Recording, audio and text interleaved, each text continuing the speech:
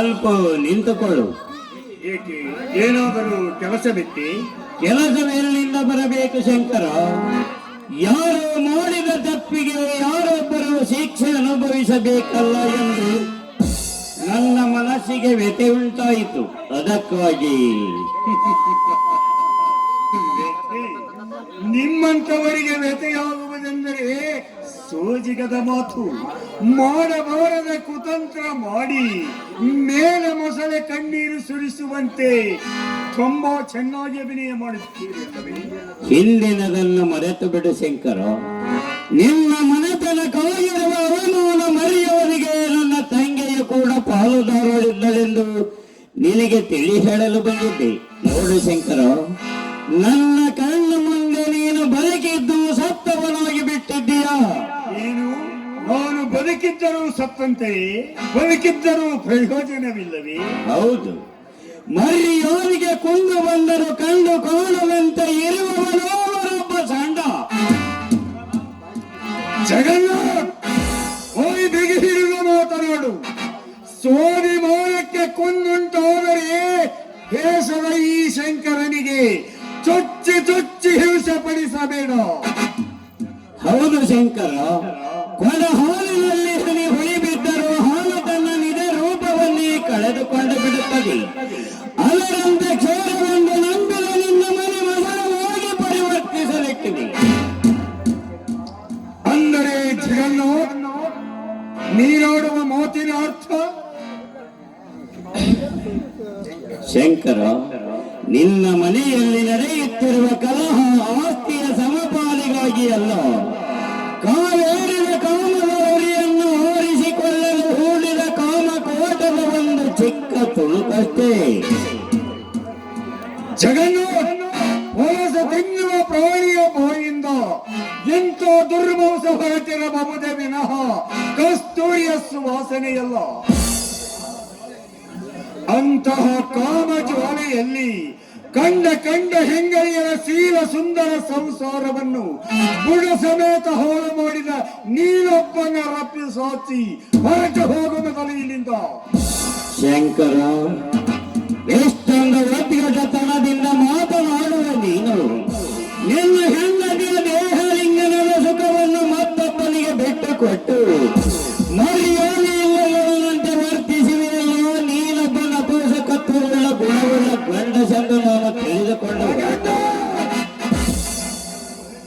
ಹೊರಗೆ ಬಂದ ನಿನ್ನ ನಾಲಿಗೆಯನ್ನು ಮಧ್ಯದಲ್ಲಿ ಸೀಳಿ ಕಳಚಿಯೋನಿಲ್ಲ ಮನದಿಯ ಕಾಲಲ್ಲಿಯ ಚಪ್ಪಲಿಯನ್ನಾಗಿ ಮಾಡಿ ಬಿಡುವೆ. ಎಚ್ಚರಿಕೆ. ಭಲೆ ಮೆಚ್ಚಿದ ಶಂಕರ ನಿನ್ನ ಮಾತಿಗೆ. ಶಂಕರ, ನಿನ್ನ ಹೆಂಡತಿ ಮಾಗರತಿ ಎಂದ ಮೋಸತಿ ಅನಿಶೀಲನ ಪಟ್ಟವನ್ನೇ ಅವಳಿಗೆ ಕಟ್ಟಿಗೆಯ ಹೊರೆ ಹೊತ್ತು ಹೆಂಡತಿ ಮತ್ತು ತಮ್ಮನನ್ನು ಸಾಕುವ ನಿನ್ನ ಮಂದ ಬುದ್ಧಿಗೆ ನಾನೇನನ್ನಬೇಕು ತಿಳಿಯದಾಗಿದೆ. ಜಗನ್ನಾಥ್, ನಾಯಿ ಹೇಸಿಗೆ ತಿನ್ನುತ್ತದೆ ಎಂದು ಪಂಜರದಲ್ಲಿರುವ ಗಿಳಿ ಎಂದಿಗೂ ಹೇಸಿಗೆ ತಿನ್ನಲಾರದು. ಹೌದು ಜಗನ್ನಾಥ, ನಾನೀಗ ಏನು ಹೇಳಿದರೂ ನಿನಗದು ರುಚಿ ಕಾಣದು. ಇಲ್ಲ ಜಗನ್ನಾಥ್, ಮಾತನ್ನು ಅರ್ಧದಲ್ಲಿ ನಿಲ್ಲಿಸಿ ನನ್ನನ್ನು ಕಷ್ಟಕ್ಕೆ ಗುರಿಪಡಿಸಬೇಡ. ಹೇಳಬೇಕಾದದ್ದನ್ನು ನೇರವಾಗಿ ಹೇಳು. ನೋಡು ಶಂಕರ, ಮಧ್ಯಾಹ್ನದ ಉರಿ ಬಿಸಿಲಿನ ಸಂತಾಪದಲ್ಲಿ ತಾಪಗೊಂಡ ನಿನ್ನ ಒಡಲು ಹೆಂಡತಿಯ ಮುಖ ಲೋಕನಕ್ಕಾಗಿ ಹಾತುರೈತಿರಬಹುದು. ಅದಕ್ಕಾಗಿ ಇಲ್ಲ, ಹೇಳು ಜಗನ್ನಾಥ್, ಹೇಳು. ನೀನಾಡುವ ಮಾತು ಸುಳ್ಳು. ಏಕೆಂದರೆ ನನ್ನ ಹೆಂಡತಿ ಅಂತವಳಲ್ಲ. ಬೆಂಕಿಯನ್ನು ಒಡಲಲ್ಲಿಟ್ಟುಕೊಳ್ಳುವುದಕ್ಕಿಂತ ಆ ಬೆಂಕಿಯನ್ನೇ ತಂದು ಚೆಲ್ಲುತ್ತೇನೆ. ಹೇಳು. ಇಂಪಾಸಿಬಲ್, ಇದೆಂದಿಗೂ ನಿನ್ನಿಂದ ಆಗದ ಮಾತು. ನನ್ನ ಮನೆಯಲ್ಲಿ ನಾನಿಲ್ಲದಾಗ ನಡೆಯುವ ದುರ್ಘಟನೆ ಏನೆಂದು ಹೇಳು. ಸಾಧ್ವಿ ಸತಿಯನ್ನು ಮಮತೆಯಿಂದ ಕಾಣುವ ನಿನ್ನ ಹೆಂಡತಿ ತನ್ನ ಮಗನ ಸಮಾನವಾದ ಮೈಲನೊಂದೊಡಗೂಡಿ ರತಿ ಕ್ರೀಡೆ ಮಾಡಿ ಮಲಿನಗೊಳಿಸಿಕೊಂಡಿರುವರು ತನ್ನ ಮೈಯನ್ನು. ಜಗನ್ನಾಥ್, ಹೌದು ಶಂಕರ,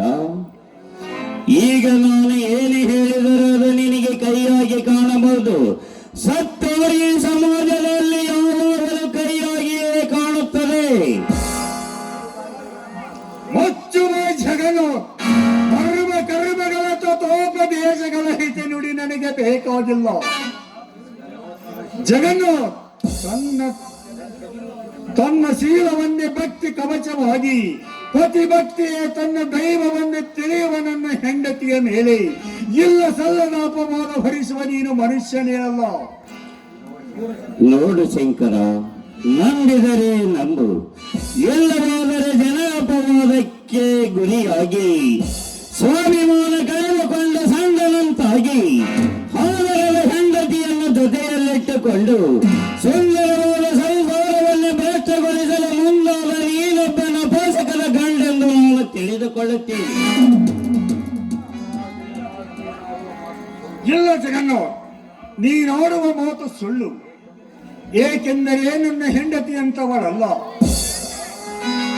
ಶಂಕರ, ಕಾಮದ ಪಿತ್ತನ ಎತ್ತಿಗೇರಿರುವ ಎತ್ತಿಗೆ ಯಾವರೇನು ಹೆತ್ತ ತಾಯಿಯನ್ನೇ ಕಾಮಿಸುವ ಬಂದರ ತುಂಬಿರುವ ಈ ಕಾಮದ ಕಲಿಯುಗದಲ್ಲಿ ನೀನೇ ವಿಚಾರ ಮಾಡಿ ನೋಡು. ಇದು ತಾಯಿ ಮಗನ ಸಂಬಂಧವಿದ್ದಂತೆ. ಶಂಕರ, ಬೇಗನೆ ಹೋಗಿ ನಿನ್ನ ಮನೆಯಲ್ಲಿ ನಡೆಯುವ ದುರ್ಘಟನೆಯನ್ನು ನೋಡು. ಬೇಗನಂತೆ ಸೋಲಿಸಬೇಕಾದ ನಿನ್ನ ಮನೆಯಲ್ಲಿ ಮಿಂಡರಂಡೆಯರ ಪ್ರೇಮ ಸಲ್ಲಾಪದ ಪ್ರತಿರೂಪವನ್ನು. ಇವನು ಹೇಳುವ ಮಾತಿನಲ್ಲಿ ಸತ್ಯವಿರಬಹುದೇ? ಇವನೇ ಸಾವಿತ್ರಿಯ ಮೇಲೆ ಕಣ್ಣು ಹಾಕಿ ಕಾರ್ಯ ನೆರವೇರನೆ ಇದ್ದದ್ದಕ್ಕಾಗಿ ಈ ರೀತಿ ಕತೆ ಕಟ್ಟಿರಬಹುದೇ?